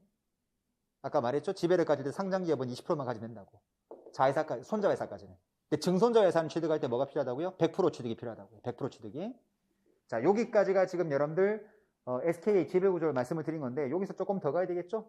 요때 여러분들 요즘 SK 인적 분할 홀딩 컴퍼니 요거 여러분들 보지 마요. 왜? 이렇게 갈 수 있다라고 지금 논의가 됐었는데 이미 결정 났잖아요. 자, 여기까지가 18년도 말까지입니다. 자, 요 이후에 뭐가 바뀌었죠? 여기서 바뀐 게 두 가지 같은데요. 아까 SK 이노베이션에서 물적 분할 아까 뭐가 있었죠? 정유 내리고 화학 내리고 그 다음에 윤활유 쪽 내리고 요게 뭐가 내린 거죠 이제? 2차 전지가 내려간 거죠. 이게 SK온인 거예요 지금. 그래서 요 부분을 지금 아까 IPO를 갈 거냐 말 거냐에 대해서 지금 SK가 고민하고 있는 게 지금 2차 배터리 사업. 그 다음에 여기서 또 뭐가 생겼어요? 요거죠 요거. 요게 그대로 끌고 올게요. 끌고 와서 여러분 지금 2020년도에 SK가 뭘 했죠 또? SK텔레콤이 인적 분할했잖아요. 그러니까 SK는 여러분들 굉장히 지배구조가 복잡해. 인적 분할도 했다가 물적 분할 했다가 인수합병도 했다가 무지하게 많은 지배구조가 있는데 SK CNC하고 SK는 뭐 한 거죠? 합병한 거죠. 하이닉스는 뭐 한 거죠? 인수한 거죠. SK 이노베이션은 물적 분할한 거예요. 그리고 아까 봤지만 SK하고 이 지주회사 만들 때는 뭐 한 거죠? 인적 분할했던 거고요. 그러니까 모든 게 총집합된 게 SK 지배구조예요. 인적 분할, 물적 분할, 합병, 인수 다 들어간 겁니다. 그리고 한 번 더 한 게 다시 텔레콤 뭐였죠? 잘랐어요. SK는 이 레고 놀이 되게 좋아해요. 띄고 붙이고 떼고 붙이고 되게 좋아한다고 이게. 그래서 제가 늘 말했잖아요. 다른 여러분들 그룹은 M&A 관련된 여러분들 지금 제가 하는 강의에 대해서 특별하게 이것만 별도로 강의해달라고 요청하는 그룹이 없는데 SK그룹은 요청을 해요. 워낙 M&A가 많으니까 그 M&A 관련해서 회계적인 이펙트, 세무적인 이펙트 이거에 대해서 강의해달라고 SK그룹은 제 강의한 게 거기 연수원에 올라가 있어요. 컨텐츠가. 워낙 이 거래가 많으니까.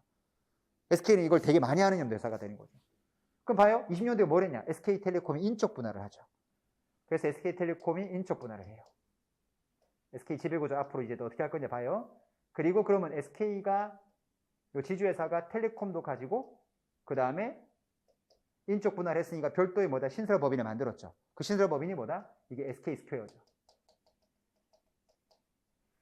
우리 알다시피 이미 상장되어 있는 회사를 분할법인과 신설법인 나누게 되면은 이 분할법인은 여러분들 이거 보통 뭐라고 하냐 변경 상장한다고 내가 얘기했었죠.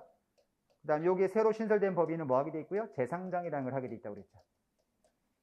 이거는 변경 상장이라는 말을 쓰고 있지만 원래 상장된 회사니까 그냥 말만 쓰는 거고 이건 이건 비상장이었던 걸 다시 재상장 시키는 거죠. 그래서 두 개 다 지금 거래되고 있어요. 그러면서 SK텔레콤 밑에다가는 연대 SK 브로드밴드 그리고 SK 스퀘어 밑에 뭘 붙였냐면은 요렇게 붙어 있는 거예요. 이게 아까 말했지만 SK 하이닉스 그다음 11번가 원스토어 그 다음에 티맵 이런 것들이 붙어 있죠.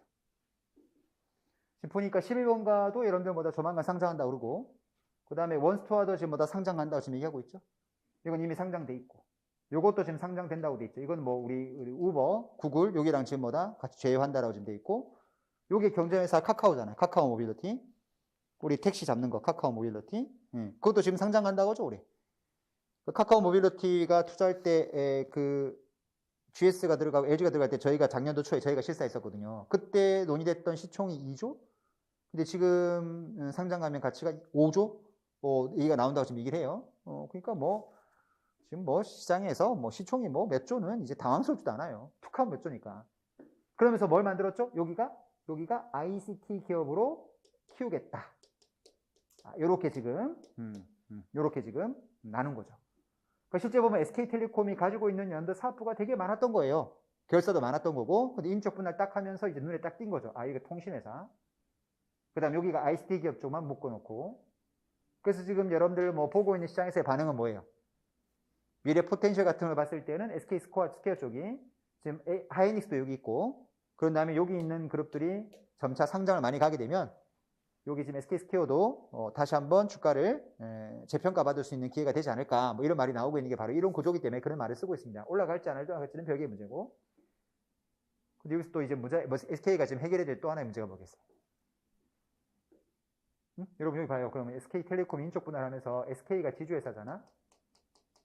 텔레콤이 자회사, 스퀘어가 자회사, 그럼 하이닉스가 손자회사. 그러면 여러분들 지금 SK에서 가장 돈 잘 버는 데가 하이닉스도 이제 캐시하고 움직였다고? 그럼 하이닉스가 지금 돈이 제일 많은데 게다가 반도체니까 투자 엄청 내야 되거든요. 지금 삼성전자도 올해 지금보다 획기적인 M&A를 하겠다라고 지금 여러분들 지금 화두를 띄웠잖아요.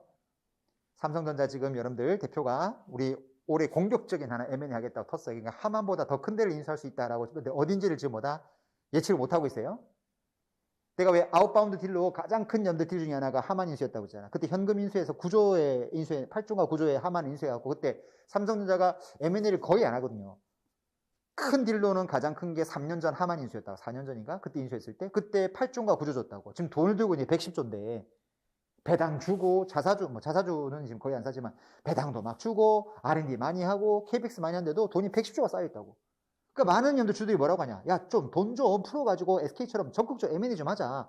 요즘 SK는 엄청 돈 풀거든요. M&A 하느라고 환장했어. 그러니까 환장했다는 표현이 그렇지만 진짜 뭐 다 사는 것 같아 막. 엄청나게 사더라고 지금 돈을. 근데 삼성전자는 여러분들 이 많은 돈 갖고 뭐 하고 있냐라고 했는데 기다려봐.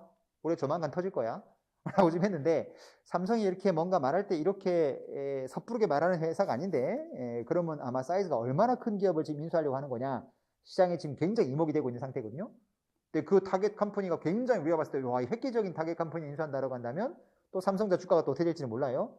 삼성전자의 가장 큰 문제점은 가지고 있는 캐시에 대한 이 재투자를 어디 할 거냐가 제일 관건이었거든. 그 회사 수익성 전혀 문제 없고 유동성 전혀 문제 없고 가장 큰 게 과연 이 현금성 자산을 어떻게 미래 먹거리에 투자를 잘할 거냐 가장 큰 기업 가치의 평가에 중요한 점들보다 디딤돌이 되는 건데 올해 이제 그거를 실현시키겠다고 하는 거 보니까 우리나라 역사상 가장 아웃바운드 딜로 큰 딜을 올해 한번 하지 않을까라고 지금 얘기가 나오고 있는데 회자되는 얘기는 반도체 쪽이 아닌가 뭐 이런 얘기를 하고 있는데 모르겠어요. 지금 어디를 할 건지에 대해서는 지금 내부적으로 굉장히 컨피덴셜 유지하고 있다고 지금 돼 있는데 여하튼 봐요. 하이닉스와 캐시카우야.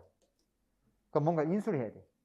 여기서 이제 맹점이 뭐냐면 SK 지주회사가 있는데 왜 SK 뭐다? SK 봐요. 이게 SK가 이게 지주회사인데 이게 자회사, 그 다음에 모회사, 자회사, 손자회사. 그럼 얘가 인수하게 되면 이게 뭐지? 이게 증손자가 된다. 지금 SK 스퀘어를 뭐라 부르고 있냐면 중간 지주회사라 불러요 지금. 여기가 메뉴의 지주회사고 중간 지주회사. 중간 지주회사 밑에 하이닉스 붙어 있는 거잖아요. 그래서 뭘 지금 논의하고 있는 거냐면 여기하고 여기가 언젠가는 합병하지 않을까라는 얘기를 하고 있어요. 그래서 SK 스퀘어 주가가 지금 많이 안 가는 게 그 이유예요. 왜 얼마 안 가겠어요? 왜 여러분들 주가가 움찔움찔하는 거죠? 이 밑에 엄청난 포텐셜 있는 기업이 물리는데 왜 움찔움찔하는 거죠? 시장에서 바라보는 거는 SK 지금 누가 제일 많이 들고 있어요? 우리 회장님. SK 스퀘어 중간 지주 두 군데 합하지 않겠냐? 그 이유는 여기 하이닉스가 뭔가 M&A 같은 거 할 때 무조건 100%를 테이크오버 해야 된다고 부담이 되는 거지 이게. 증손자로 가야 되니까. 그럼 이 두 군데가 합병을 시켜줘야 이게 뭐가 돼요? 자회사, 이게 뭐다? 손자회사. 손자회사가 되면 여러분들 어때요? 아니 다시 이거 합병하게 되면 이게 모회사가 이 모회사가 되면서 자회사가 되니까 손자회사를 취득할 때는 좀 수월하거든 지분율이. 그렇잖아요? 그러니까 뭔가 M&A의 어떤 융통성을 만들어 주려면은 한 단계의 레벨을 줄여줘야 된다고. 그럼 이 두 군데가 합하지 않겠냐 지금 보는 거거든요. 근데 합하는 데 있어가지고 여러분들 SK 최태원 회장 입장에서는 뭐가 중요하겠어요? 지금 SK의 지분율 확보하려고 그 전 단계 스토리 보시면 인적 분할 찢어가지고 뭐다 이거 막 돌리고 하면서 엄청 지분율 확보를 하는데 SK 스퀘어랑 합병을 뻥 때려버리게 되면 SK 지주회사의 지분율이 SK 최태원 회장이 엄청나게 희석이 될 거라고. 그럼 여러분들 굳이 내가 M&A 한다라고 한다면 어느 회사 가치를 이빨 올려놓은 상태에서 하는 게 맞겠어요?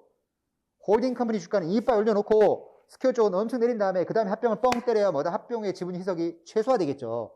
그러다 보니까 스퀘어 쪽의 주가라는 게 결국 차후에 SK랑 합병하지 않겠냐. 이게 애널리스트 관점에서 두 가지 포인트 딱 나눠지더라고. 안 할 것이다 라고 하는 애널리스트가 있고 언젠가 할 거다 이거. 응? 안 한다고 하는 거 한두 번 속았니? 분명히 할 거다 라고 지금 얘기가 나온 게 두 가지거든요. 합병하게 되면 이쪽 주가는 여러분들 뭐다 최대한 낮을 때 뭔가 이루어질 가능성이 많다 보니까 그런 측면도 지금 주가에서 조금 부정적인 이펙트를 주고 있는 상황이다라고 이해하시면 돼요. 그래서 SK는 앞으로 지금 가장 관건이 어느 정도 지주회사 정리된 것 같고 결국 SK 스퀘어하고 이제 메인에 있는 홀딩 컴퍼니를 합할 거냐 말 거냐 하는데 일단 SK가 요거 지금 SK텔레콤 인적 분할할 때 뭐라고 했냐면 우리 미안하지만 합병 안 할 거다. 걱정하지 마라 라고 어나운스를 했습니다. 한동안은 앞에 단서 붙어 있죠? 한동안은 합병 계획이 없다. 그 한동안이라는 게 얼마인지는 굉장히 주관적인 거예요. 그렇기 때문에 그건 언제 될지 모르는 상황이고. 요게 지금 SK의 전체적인 스토리라고 보시면 됩니다.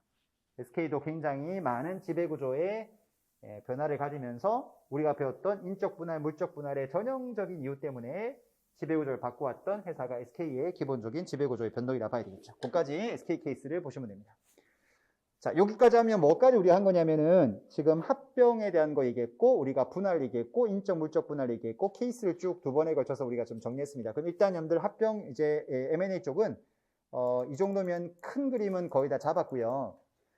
지금 우리가 두 번 정도 더 할 건데 토요일 날, 그 다음 뭐 할 거냐면, 요거는 조금 재미가 없을 수도 있어요. 뭐 할 거냐면 실사에 대한 내용을 할 거예요. M&A 할 때. 보통 우리 M&A 하게 되면 듀 딜리전스라고 하잖아요. M&A 관련된 실사. 그 실사에 대한 내용에 대해서 두 번 정도 강의를 할 겁니다. 근데 이 실사에 대한 관련 내용은 여러분들 제가 강의하지 않고요. 저희 회계법인에서 실사를 전문화하는 회계사가 와서 강의를 할 거예요. 실사에 대한 내용은. 그래서 10번 강의 중에 제가 8번 강의, 오늘까지 제가 하는 건 마지막이고, 두 번은 저희 회계법인의 회계사가 와서 실사 실제 보고서를 주고, 그 보고서를 보고 실사할 때 어떤 내용들을 주로 많이 보는지 이런 것들을 실제 보고서를 보여드리면서 설명하는 시간을 가질 거거든요.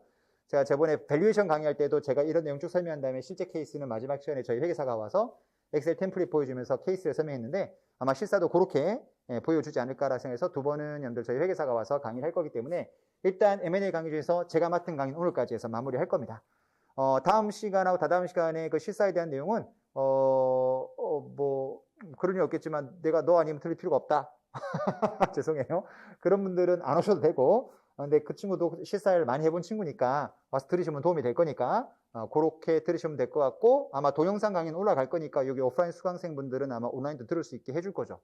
그렇게 진행하겠습니다. 우리가 강의가 좀 길게 진행됐어요. 10월달부터 진행했는데 중간에 한두 번 정도 제 개인적인 사정도 있었고 중간에 크리스마스, 구정, 뭐 신정 끼고 이러다 보니까 좀 시간이 길어졌는데 처음에는 10분이 계셨는데 그죠? 뭐 몇 분이 남지 않아서 제가 조금 뭐 미안하긴 한데 어쨌든 강의가 도움이 되셨으면 좋았을 것 같다라는 개인적인 바람을 바라고 혹시 강의 들으신 분들 중에 혹시 뭐 하다가 궁금한 게 있으시거나 질문이 있으시면은 저한테 메일을 보내주시면은 제가 시간이 되는 범위 내에서 답변을 드릴게요. 저도 전제 깔았어요. 시간이 되는 범위 내에서 답변을 좀 드리도록 하겠습니다. 이메일이 항상 뭐 용량이 꽉 차고 맨날 튕겨나가고 근데 제 이메일 주소니까 이메일 주소로 궁금한 거 있으면 질문을 주시면은 제가 아는 범위 내에서 답변을 드리도록 하겠습니다. 질문 중에 뭐 안 받는다고요? 이 회사 주가가 갈까요 말까요? 이거 물어보지 마세요. 그거 아니면 내가 투자해요. 제가 투자입니다. 그러니까 이거는 여러분들 묻지 마시고 예를 들어서 회사가 어떤 이벤트가 있었는데 그런 이벤트에 대한 이유가 뭘까? 이런 것들 뭐 그런 것들은 저도 제 의견 줄 수 있겠죠. 그 여러분들 아까 우리 현대차는 앞으로 어떻게 방향을 바꿔 나가는 게 여러분 저기 회계사님 생각은 어떻게 가는 게 더 맞을 것 같아요? 뭐 그런 것들 물어보면은 뭐 저는 이쪽으로 갈 것 같다. 셀트리온이 분식이라고 하는데 회계사님 생각은 분식 같아요, 아닌 것 같아요? 그런 것들은 제가 간단하게 제 의견을 줄 수 있어요. 근데 주가가 갈 거냐 말 거냐 하는 것은 이건 nobody knows. 여기까지 마무리하고 여러분 22년도에 제가 패컴에서 강의는 여러분들 M&A 강의는 이 정도 하고요. 고생했습니다. 마칠게요. 감사합니다.